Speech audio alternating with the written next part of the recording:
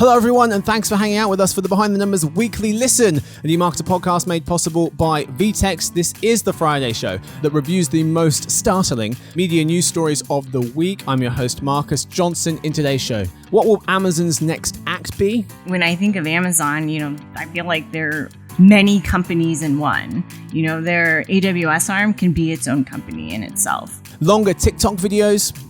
Our consensus is that the definition of live streaming should be like user-generated live streaming content. And obviously there is overlap there. Clubhouse versus podcasts. If I get this wrong, it's pretty bad because I worked on this forecast. It will pass 2 billion after passing 1 billion last year. TV ads on console games, where Walmart beats Amazon, and when can we expect to enjoy space tourism?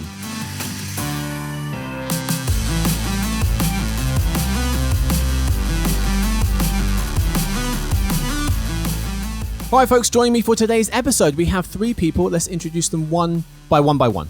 Our first guest is Cindy Liu, who's one of our directors of forecasting. Hi, Marcus. Hey, Cindy, thanks so much for joining. We're also joined by someone else on the forecasting team, one of our forecasting analysts. It's Peter Varley. Hey, Marcus. Hey, chap. And finally, we have one of our analysts on the retail and e-commerce team. It's Blake Drosh. Hey, everyone. Hey, fella. So, today's episode, 4 segments. We have the story of the week. Amazon's next act is what we'll be talking about for that. We then move to the game of the week, where our contestants will go head-to-head to try and win the championship belt. We then move on to questions answered, where we answer the questions that you've emailed into us. And finally, dinner party data, where we talk a little bit of random trivia. All right, let's start with the story of the week. Amazon's next act. Jeff Bezos has been Amazon's CEO since he started the company exactly 27 years ago. On July 5th, 1994. He has now officially stepped down, promoting former head of AWS, Amazon Web Services, since 2003, Andy Jassy, to the top role, so he's promoted him to CEO, while Bezos stays on as executive chair. As Lisa Lacey of Adweek notes, July 5th marks the end of an era that has revolutionized how consumers buy, how small businesses sell, and how big businesses operate, and how millions of people watch, play, connect, and interact, all while creating more than 1 million jobs along the way. Since 1994, Amazon has become America's second largest employer, with nearly 1.3 million employees. 6 years ago, they employed just 200,000 people. They now have a new CEO. So now what? What can we expect from Amazon over the next few years? Where will it make the most noise? E-commerce? Will it be building out its own delivery network? Delivering things in less than an hour? Advertising, perhaps? We're going to talk about it. So, folks, now that Bezos is technically out of the way, but probably still very much in the way as executive chair, where are you guys focusing your attention in terms of the next, I don't want to say the next big thing, but the most interesting thing that you think is going on within the behemoth that is Amazon? Yeah, I think, for one thing, Amazon right now is worth a market cap of like $1.7 trillion. So, it's a huge company. Jassy is inheriting not only, the good sides of Amazon, but also the challenges that, they are facing right now, especially with, regulatory scrutiny, with their anti-competitive practices, but then also, things with their unfair labor practices. So those are things that I think the company is facing right now, like in terms of challenges. I think one thing on the other side, other aspects of their business that, I'm really excited to see them expand is their brick and mortar presence. I think, they've expanded on top of their Whole Foods acquisition in 2017. They're looking into more supermarket stores, so expanding that. And then also their investment in the retail pharmacy market. So that to me has huge potential. I think the retail pharmacy is about a $360 billion market right now that, if they had a 10% penetration, that's $36 billion, which is the size of, I think, double what we have for Target's e-commerce sales. So, those are numbers not to overlook. Yeah, absolutely. I mean, the brick and mortar presence as well, the Amazon Go stores, another one to watch, Amazon Fresh as well. They rolled out 29 Amazon Go stores they're the ones that feature their just walk out technology. Amazon Fresh, their grocery, the new grocery chain, which they're going to be pushing. Yeah, Cindy, it's interesting you went to the anti-competitive concerns and also the labor practices as well. It does seem like a very convenient time for Jeff Bezos to say, okay, these sound like your problems now, and go fly off into space, wherever he's up to next. How about you, Peter, Blake? Where are you guys focusing your attention when it comes to Amazon? It's pretty remarkable thinking about Amazon and thinking about where they could be headed in the future, because we think about these huge sectors of the economy, really. And Sydney was just talking about retail. And I think media is the other one that they've made a lot of big plays in recently, and they have been for a little while now. And it seems like they're sort of primed to take the next step sometime soon. They have a bunch of pieces that work together really well. I'm thinking about some of their consumer technology pieces, like the Amazon Fire Stick, and all of the smart devices they have, the smart speakers that are sort of now actually, or their Alexa that is part of their TV remote. And then all of the actual media stuff. So Amazon Prime Video, and they own Twitch, which is the live stream platform. And they just bought the MGM, which is the big sort of media company that has the right to all of the James Bond franchises. So they have all of these pieces that work together, but I think there's still a lot of opportunity for them to come together in an even bigger, sort of more cohesive way for Amazon. And I don't know exactly how that's going to look, but I imagine that they're going to make a stronger push towards owning the hardware and owning the actual TV set and the operating system behind that TV to sort of put all these pieces together. Yeah, let's talk about some of those pieces for a second, because they are very dominant in their own right. Devices. 5 years ago, 4% of Americans used an Echo smart speaker device. Today, 20% do, or 64 million Americans, another way of looking at it. They have 1/3 of the streaming media player market with the Amazon Fire TV devices. That's according to Parks Associates. The Echo speaker numbers came from us. They also have the Kindle e-readers, the Ring doorbells, the Eero Wi-Fi devices. Then you mentioned Prime Video. 44% of the population are Amazon Prime Video viewers. By 2025, that number will go from 44 to 48%. They bought MGM for nearly $9 billion, as you mentioned. And then Twitch, 31 million Twitch users, which Amazon owns Twitch. That's just over 9% of the population. So yeah, plenty going on in that area, and very dominant in those spaces as well. Blake, what about you, mate?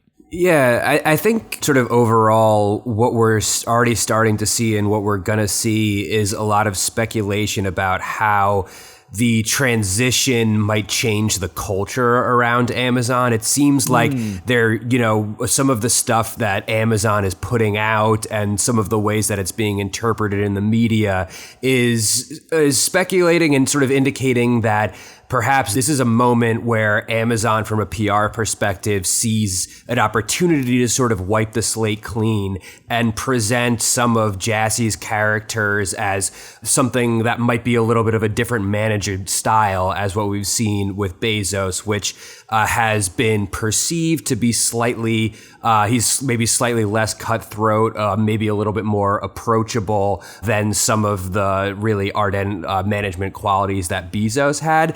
But just to counter that narrative, there have also been a lot of reports about how Jassy has a lot of the same qualities, and he's been an Amazon lifer. He's been with the company almost since the beginning. And I think one of his earlier roles I was reading was being a top-level tech consultant to Bezos and literally shadowing him day by day, and how he has been brought up in under the wing. So I'm a little bit skeptical as to whether or not sort of what we're seeing coming from Amazon is something that really is emblematic of Jassy's management style, and whether that's going to have an actual impact on the way the company is run, or if this is something of Amazon taking on an opportunity to position itself as a company that's a little bit more environmentally friendly, a little bit more, concerned about the well-being of its workers. And then just to go off of something that Cindy was saying, because I think it's another really interesting thing, is its brick and mortar presence, which is growing, the just walk out technology, something really interesting. I found it telling that obviously Jassy he's coming from running Amazon Web Services that sort of started as, services that they would use to facilitate their retail business. And then it started growing and growing as its own service that other companies used. I'm wondering if all of the experimentation in terms of just walk out and all of this other cool retail technology that they've been investing in, if that's going to, long term down the line, going to be something that the guy who knows how to take an internal Amazon product and sell it as a service, if that's going to be something that's going to be on the horizon as well as bolstering retail technology, not only internally to grow their brick and mortar, but also to sell it out as a service for other retailers that are looking to move into more fluid checkout experiences in store. Yeah, that's really interesting. I think their just walk out technology is being licensed out to some, right? Yeah. They're selling that technology. I think it was at the Boston Garden. They had at the sports arena. Yeah, I think that was actually the first time. Maybe I might be wrong, but they did open like a concession stand within the Boston Garden that has the just walk out technology. But I don't know. Maybe there were also some other examples of them starting to do that too. And it's not. We sometimes also only think of Amazon. I mean, within the U.S. I mean, they're rolling that out. In the U.K. Their supermarket. I think their stores in the UK right now have the just walk out technology. Mm-hmm. Yeah, a few things you guys touched on. So going back quickly to Blake's point about culture, there are some other notable leaders who have also left. Karen Wise of the New York Times was saying Jeff Wilke, who led the global consumer business, he's gone. Steve Kessel, who ran the physical stores, he's gone.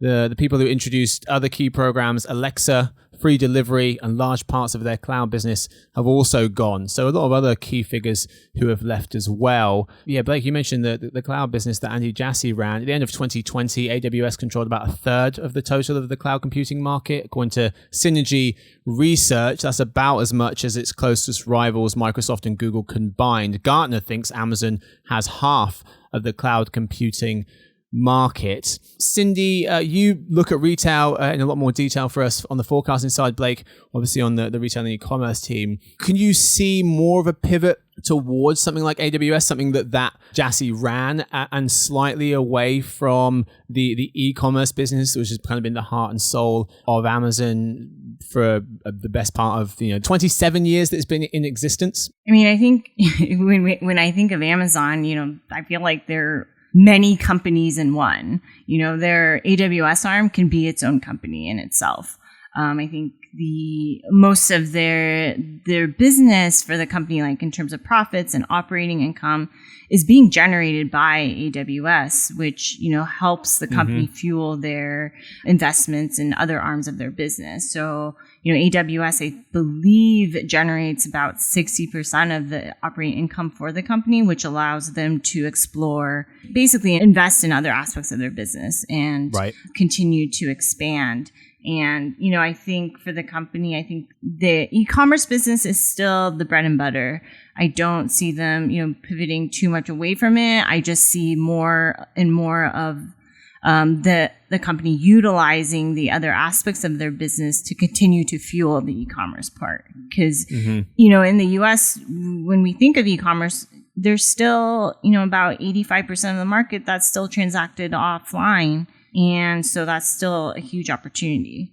Yeah. So looking at Amazon, I mean, they account for 41% of everything sold online in America. Walmart in second place is 6 times smaller. If you add up the next 14 retailers from second place down to 15, their share of online sales only gets you to 30%. Versus Amazon's 41. That'll be adding up. We're talking about some big people here. Walmart, eBay, Apple, the Home Depot, Target, Best Buy, Kroger, Costco, Wayfair, Macy's, Chewy, Curate Retail Group, QVC, HSN, they own those guys, Lowe's, and Etsy. You add up all of those, you're still pretty much nowhere near what Amazon has in share of the e-commerce market in the US.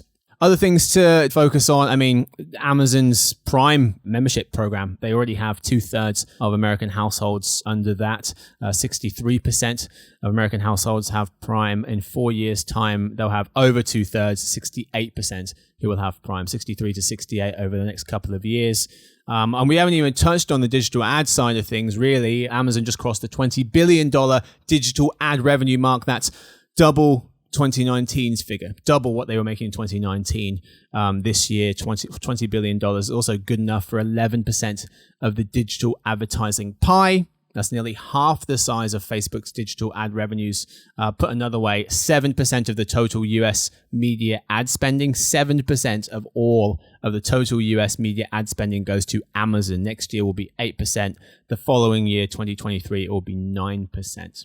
All right, folks, so we've got time for the story of the week. It's time now for the game of the week, but first, quick word from our sponsor, VTEX.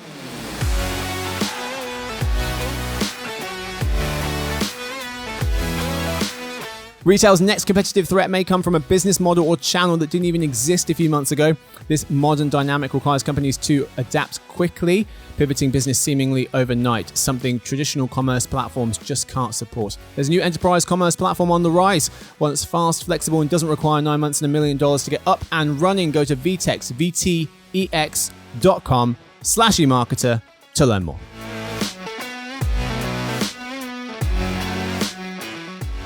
All right, folks, we are back. It's time now for the game of the week. Today's game, Pub Quiz Hot Shot. It's not what's the point. I know what you were thinking. You're like, that same game they play every bloody week. No, today, Pub Quiz Hot Shot, the part of the show where I give each of our contestants, Cindy, Peter, and Blake, a multiple choice question related to an interesting digital news story. Correct answers get you 1 point. Wrong ones get you a quick look of disappointment and 0 points. Whoever has the most points after 4 rounds wins and gets the last word. That's how we play the game. You guys were expecting it because I told you before, but everyone else probably will. It takes a lot of time to do Pub Quiz Hot Shot, which is why I never do it, but we've got it today. So our first question is going to be about, or roughly loosely related to, longer TikTok videos. We start with Peter. So this story, Peter, TikTok embraces longer 3-minute videos, marking a new twist for a company known for its short-form video clips, writes Megan Bobrowski of the Wall Street Journal. When TikTok made its debut a few years ago, videos largely ran for 15 seconds or less. The limit then increased to a minute long. The new 3-minute long format, the company says, is in response to user demand for more time, since some TikTok users have already found ways to get their audience to view longer videos by linking multiple short clips together. So, longer TikTok videos, but the question for you guys is, what are the top 3 platforms Americans use to live stream videos? The top 3 platforms Americans use to live stream videos. Peter. YouTube. Okay. Twitch. Okay. And Facebook. Cindy? Oh gosh, Peter. I mean, can I just take his answers? You think the same? I mean, yeah, I was thinking YouTube, Twitch, and then I'll say Instagram. Although, are you counting that under Facebook? I was thinking Facebook Blue with my answer, at least. I'll say Instagram. Okay, so we're different. Okay. Blake? All right, so Peter and I spent about a month earlier this year working on a live streaming by platform forecast, so obviously we're going to have the same answers. You blew my cover, Blake. Yeah. We could have sounded really smart with this, but I guess not anymore. So this is something that Peter and I have already had to talk about extensively. So yeah, those are same. Those are my answers. Same ones. So okay. I can't stray from it. I'm sorry. So no, it's okay. 1 point for each. So the survey is from Civic Science. April 2021. Where do US viewers watch live stream videos? Number 1 is YouTube, 35%. Number 2 is Amazon Prime Video, 18%. Number 3 is Facebook Live with 11%. And Marcus, Blake and I had long conversations about Amazon Prime Video and what a live stream is, because that doesn't make sense. And we talked about that extensively because there's no live streaming on Amazon Prime Video.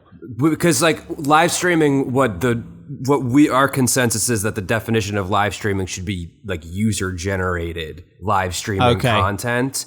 And obviously there is overlap there because sometimes like, you know, you consider like a brand going live on YouTube or like hosting a live stream with influencers or musicians or whatever, like would also be. But I think with Amazon Prime Video, it's pretty limited to like live streaming like NFL games and maybe some other sporting events. So okay, you make a strong case. We wouldn't consider it that. It doesn't count. It doesn't. Yeah, and I don't even know if we're just talking like clarifying this off the air if this is going to make it into the podcast. So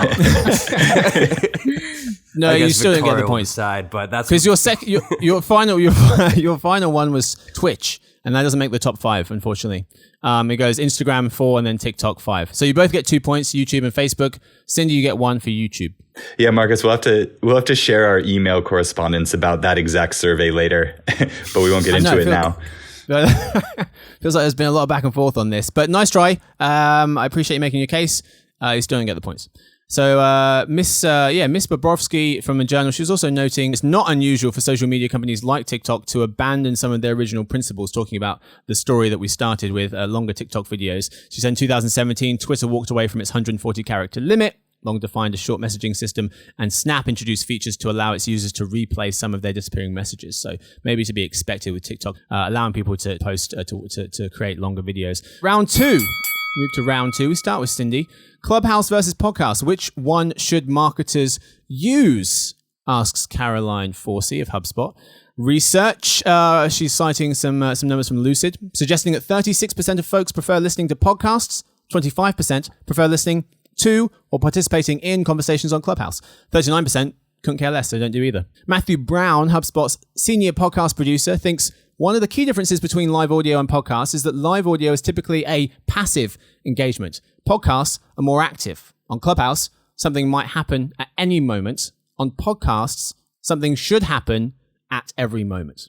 However, if you look at Clubhouse, HubSpot's marketing manager, Chris Eberhardt, in charge of HubSpot's Clubhouse programming, thinks Clubhouse can be a good option for a company who wants to create a presence in audio, but wants to avoid the saturation and production quality involved in podcasts. He says it's a great place if you want one of your leaders to build their presence in the space. And Asad Zulfari, principal marketing manager at HubSpot, thinks that both are the way to go, as Asad runs a weekly room on Clubhouse, and then that session gets recorded to form a podcast. Those who attend live can also participate in the Q&A at the end, and then they summarize the Clubhouse content into a blog post as well for an additional distribution option. So Clubhouse versus podcast, bit of some interesting points there from the article. However, the question is, Cindy, in what year will US podcast ad spending cross the $2 billion mark? Oh gosh, this one's a complete guess.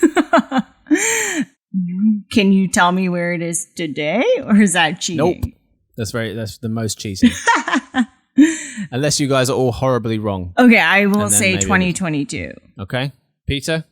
If I get this wrong, it's pretty bad because I worked on this forecast. And also, Marcus, it seems like all these questions are geared towards forecasts I've recently worked on, so I appreciate that. That's great for I'm me. trying to help you, mate. I'm trying. I know. Hey, I joined last minute, so I can use all the help. 2023, it will pass 2 billion after passing 1 billion last year. Okay. Blake? I feel like it's unfair because Peter gave me a good clue that Cindy didn't have the opportunity to have. I'm going to say 2024 because if it passed a 1 billion last year, even though it's growing fast, I guess I'll take the high number on this one. Go 2024. Okay, it's taking the high.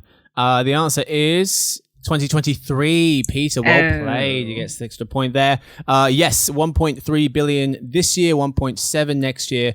Over 2 billion by 2023, approaching 3 billion by 2025. Another point on Clubhouse versus podcasts. In March, most folks, 39%, thought Clubhouse was likely to challenge both social networks and podcasts. Back in March, Axios and SurveyMonkey said that. However, the same source found in the same month that just 2% of Americans used Clubhouse versus the 20% who used TikTok, 41% who used Twitter, and close to 70% who used Facebook.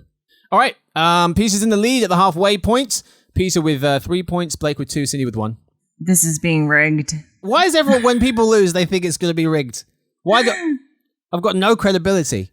It's not rigged at all. It may be slightly. Third story, TV ads on console games. We start with Blake.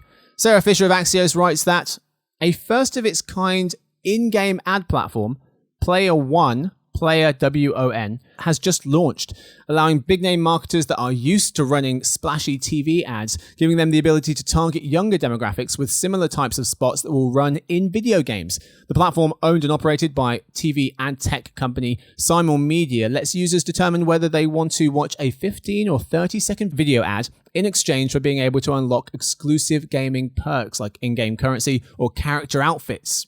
Simon Media has struck deals with some of the world's biggest gaming studios, including Electronic Arts, EA, and Tencent's Hi-Res Studios, notes Miss Fisher. The question for you, though, Blake, start with you. As of March 2021, what was the most popular gaming console? As of 2021, March, what was the most popular gaming console? Do I have to name the model? Because I know, Yes. because I forget what the name of I'll take a model. the new Xbox is. Is it the Xbox? It's not the Xbox One. You could say that. You could just say the newest it's Xbox. the new one. Yeah, New Xbox. Okay, I'll give you that. A new Xbox. Cindy, Can I say the newest PS? you can. New PS. The one that looks new like PS. the binder? Yeah. It does look like a binder. Yes, the new PS. Peter.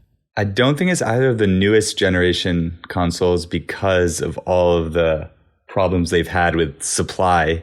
But so I would guess, I think Xbox is more popular because it's a little cheaper. And I just think Xbox is more popular. So I'd guess the Xbox One, which is the one before the newest. Okay. All right, answers are in. New Xbox for Blake, new PlayStation for Cindy, and the older Xbox for Peter, the Xbox One.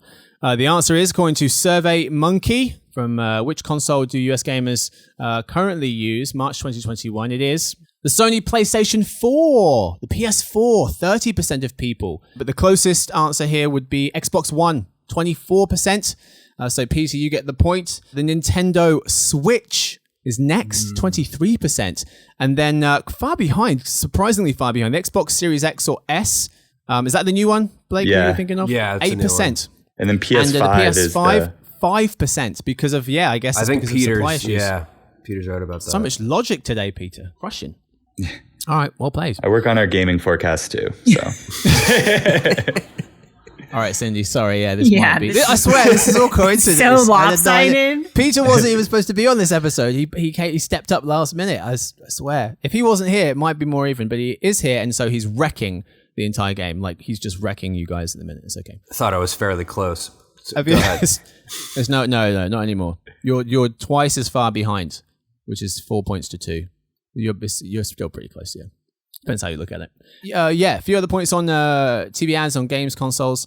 In its research, Simon Media found that players are willing to watch up to 10 ads per day in order to unlock free perks. 10 ads per day in order to unlock free perks. And also, a 2020 analysis from Morgan Stanley found that reward-based console advertising could reach $2 billion, even if less than half, 45% of gamers opt in.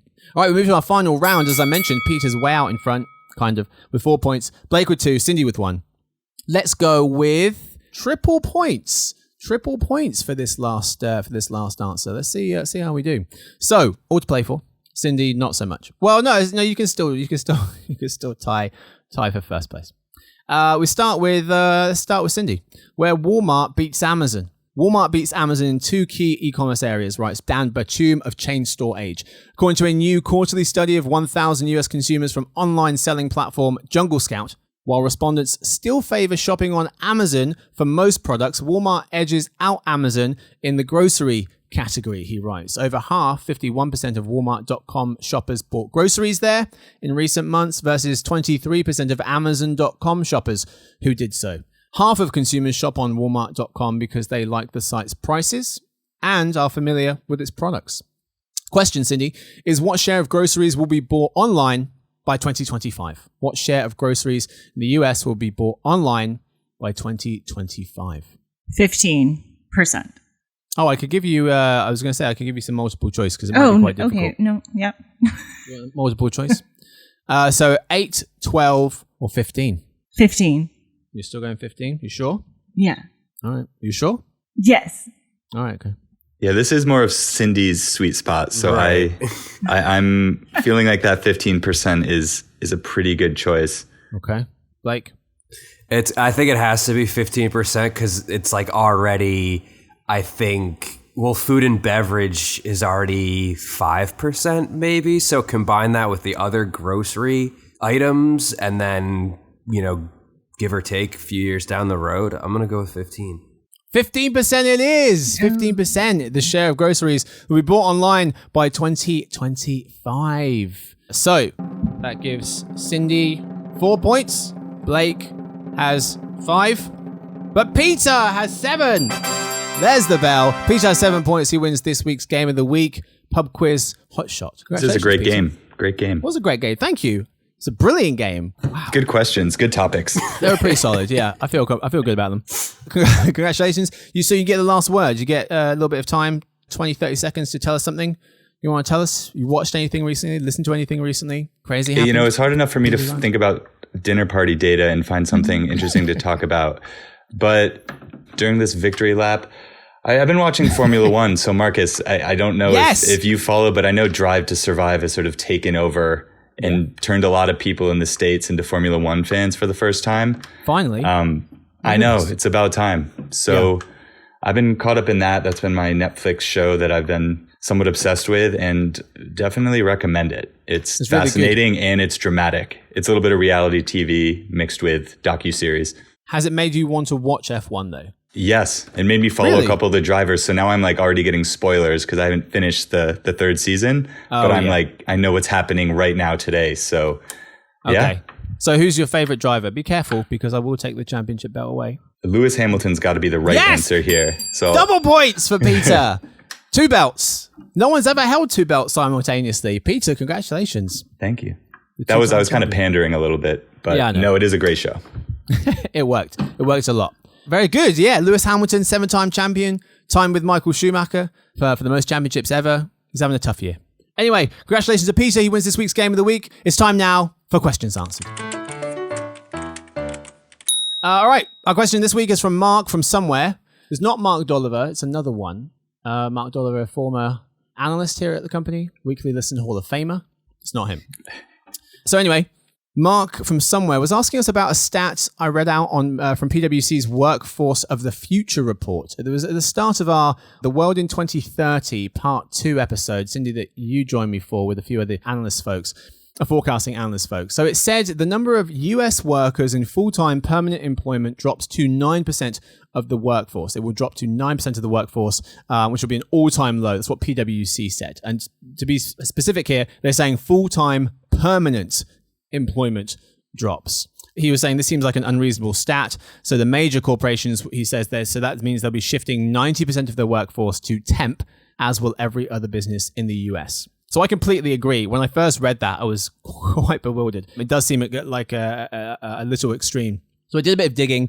Their report doesn't expand on the definition of permanent or how they came to this 9% figure, but this is one of their 4 different world scenarios. So the note that this scenario says is that it's a scenario, a world where there are a few rules, a vibrant market of specialists and niche profit makers. So I believe this has something to do with kind of a reclassification of the word permanent, similar to how some journalists now are writing for news sites, but also starting their own newsletters. I'm assuming it's an acceleration of that trend. And in this world, they were talking about, should intellectual property, if it's devised after work hours, would that still go to the company that person works for? And so I believe it's a reclassification issue. I did look at some of the employment numbers according to the Bureau of Labor Statistics and Pew Research. In 2019 in America, there were 130 million full-time employees, 26 million part-time, 15 million self-employed. So if you break that down, 76% of the workforce would be full-time, 15% would be part-time,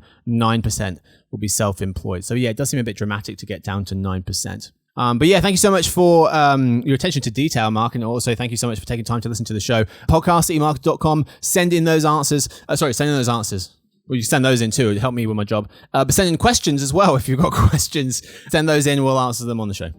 All right, folks, it's time now for Dinner Party Data.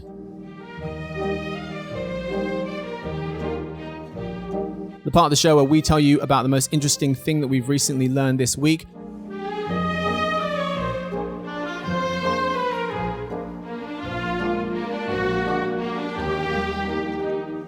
Peter, the double belt, the 2-belt champion, won by it wasn't close this week. So he goes first. Peter, what have you got for us?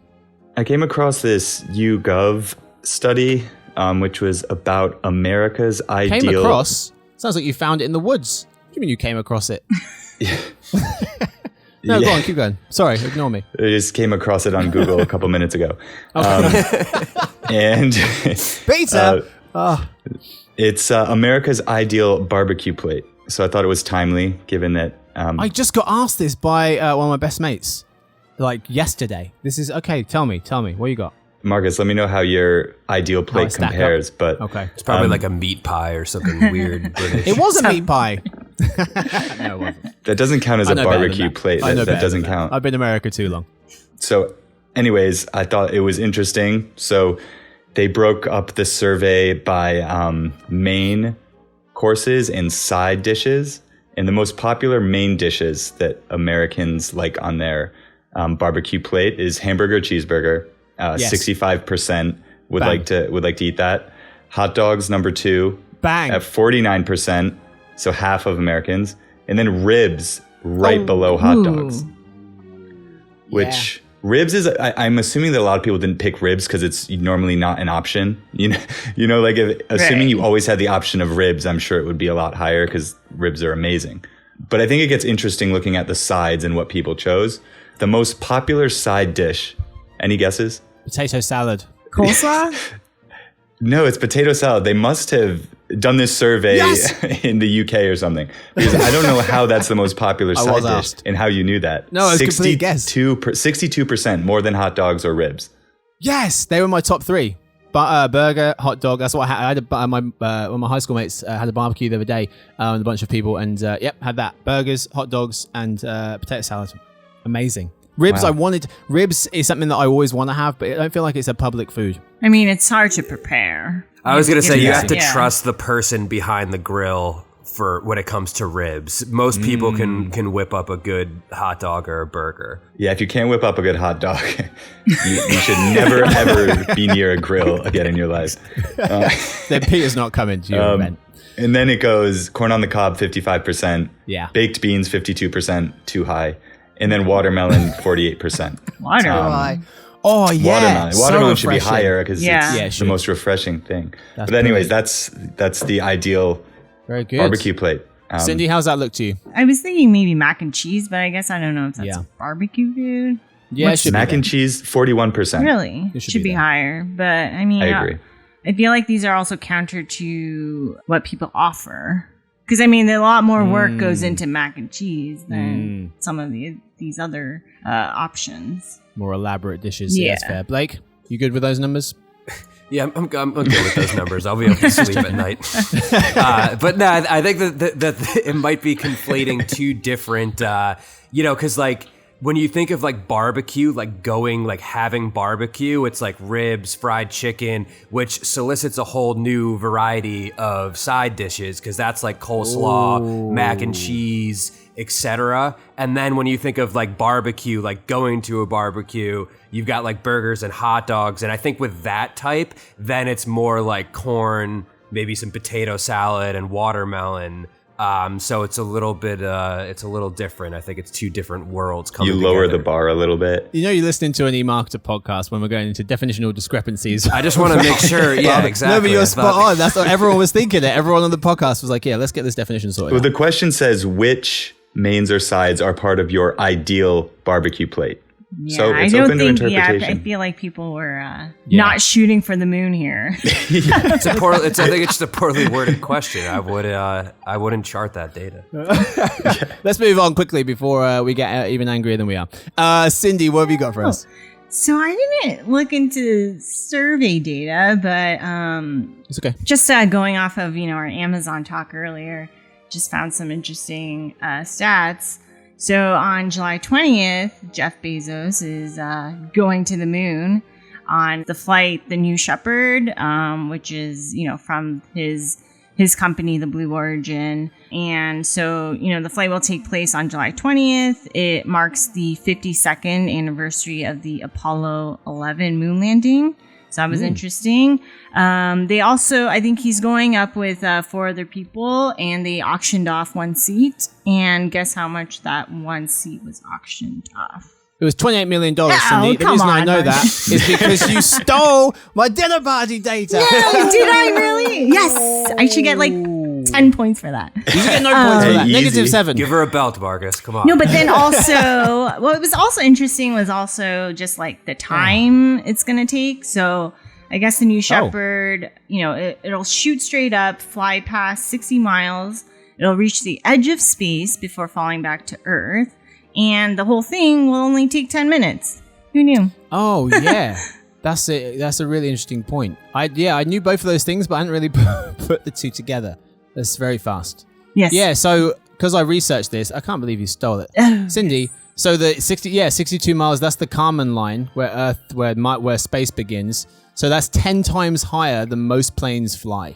And that height, people can start to experience microgravity. Right. It's fascinating. And then it was Richard Branson, so the billionaire who owns all the Virgin stuff. He announced plans to reach space 9 days before Jeff by taking part in his test flight for Virgin Galactic. What? 9 days before? July 11th, yeah. He's going to board the VSS Unity just so he can beat Jeff. Yeah. Apparently he's not technically going to space, though, or something. He's not crossing the line, which... A stipulation. So I guess, are either of them crossing? I mean, I guess the New Shepard. The Kármán line. Will I think be. New Shepard Okay. definitely is. Yeah, they will reach a few minutes of weightlessness. Oh, Richard, so close. All right, I'd say that was a good one, but it was a great one. Who are we kidding? It was good enough for me to bring it to the table. It was a great one. Well played, Cindy. I've still got 2 for you, so no one panic, okay? Everyone calm down. Blake, what you got for us? I'm also just thinking about how this guy, do we know who spent $27 million to get on this? Because that person, it could be, you could view that as a genius business move, because you're alone in a rocket with Jeff Bezos for at least 10 minutes, so he has to listen to your business idea pitch. So it could be well worth it. So this is March 2021 data from a firm called C2 Global. And I thought it was really interesting because it asks about the top 15 product categories that live streaming e-commerce buyers prefer to spend money on in China. So we obviously look a lot to China, particularly with social commerce behavior, because they are just so far ahead of the United States when it comes to e-commerce in general, but also social commerce, and also live streaming e-commerce is another subset of it. And you'd think, at least with a lot of the live streaming commerce initiatives that have taken place in the States, if you're paying attention to that market specifically, you're thinking of probably products like apparel, maybe skincare and makeup. But this particular survey found that actually the number one answer, so over 45% respondents in China said that they prefer to purchase snacks on live streams. And snacks were actually more popular than apparel, which came in next at 36.4% of respondents, skincare at 33.9%, and makeup at 28.9%. So I haven't looked into it yet, but I would love to see an example of like a way that a snack is live streamed and purchased in China, because when we think about live streaming, we do think that like live streaming e-commerce could certainly take off in the US, but it would generally be for things like apparel and like limited edition drops and stuff like that. So like, are there limited edition snacks that are very high in demand? Are people just buying regular snacks? What kind of snacks are these? I'm just very curious. So I thought that was so very interesting. Right. How in depth are these product reviews? Right. They just show a clip of like a cartoon meal, because cartoons, the food always looks so good. That's true, yeah. But that's a good point. It's like, I guess that's kind of like what the Food Network is, right? Like, you're just watching people eat. So maybe like if they're just like, oh, this is a delicious snack. I don't know. But where'd you get this family pack of Ruffles? Live stream. Yesterday's live stream. But is it also part of like community buying? Like, I feel like that's also the draw of like live streaming in China, where you get a lot of people. You pool. You get a lot of people to purchase, and then it lowers the cost. So I could see, because I feel like I've read groceries were a very popular, along with snacks, groceries, a very popular product category in China for social buying. It's an impulse buy, but you're already on the live stream, so that part of it's not that impulsive. But whilst you're there, maybe you want to grab a couple of snacks for the live stream. I know that influencers in China tend to live stream for like 12 hours a day, so maybe they just get hungry and they need some snacks. So they're like, all right, let's kill two birds with one stone and also try and sell some snacks as well. Fair enough. All right. Who does? I've got two for you. Luckily, Cindy. Unbelievable. So this one is, a little closer to Earth, but not too close. United is promising supersonic passenger flights by 2029. Supersonic meaning flying faster than the speed of sound. So most commercial passenger planes fly at about 550 miles per hour. United's new Overture aircraft is expected to fly twice as fast. So at 1,100 miles per hour. That sounds terrifying. But great, because you get places in half the time. That'd be great. Yeah, 28 million, going back to the space thing, Blake, $28 million.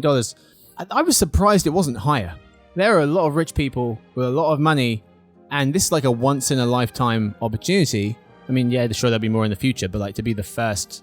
I'm really surprised that it was just 28 million. I feel like some NFTs have like higher than that. You get the chance to go to space. I don't want to be the first person to do anything like that, to be honest with you. That's fair. It's got to be because it's only like 10 minutes. It's such a short experience, and your business pitch, to Blake's point, you only have 10 minutes to get that across. You need more time. Yeah, and you can't bring, your build, your whole setup, PowerPoint. Your deck. You need a PowerPoint. It's basically just a really expensive elevator pitch. And a really fast elevator. One more for you. If you're in China or India and someone says to you that you're a 1 in a million kind of guy or gal, there are still 1,000 others exactly like you. Because the populations are so big, because the population's over 1 billion people. So if someone's like, oh man, you're 1 in a million, they're basically saying you're the same as 1,000 other people, which is not as nice. Anyway. That's like a crossover between Dinner Party Day and one of Marcus's bad jokes. Here's a bit of an amalgamation. Yeah, I'm okay with that. Time now for nothing. We finished the episode. Thank you so much to my guests. Thank you to Blake. Thanks, everyone. Thank you to Cindy. Thanks. I don't really mean that, Cindy. How many of you took my... That's fine. I'm over it. Thank you so much to Peter. Thanks for having me. He won this week's Game of the Week. Thank you so much to Victoria. She edits the show. Thank you to you folks who are listening. If you want to send us in any questions, just say hi. podcast@emarketer.com is where you can find us. See you guys on Monday for the Behind the Numbers Daily and eMarketer podcast made possible by VTEX. Enjoy your weekends.